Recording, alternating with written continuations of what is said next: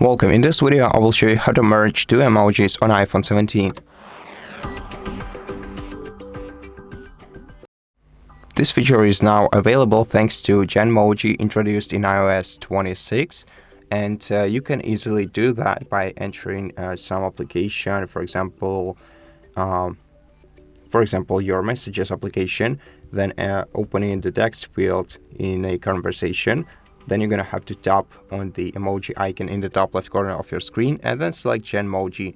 Now select Describe a Genmoji field, then open the emoji menu again, and then if you want to merge two different emojis into one, you just have to select one emoji and tap on it, and then select the second one that you want it to merge with, and then send it to Genmoji and let it generate a new emoji for you.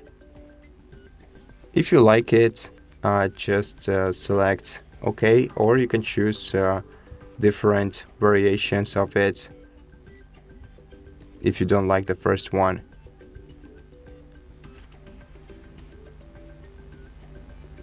And then send it to your recipient.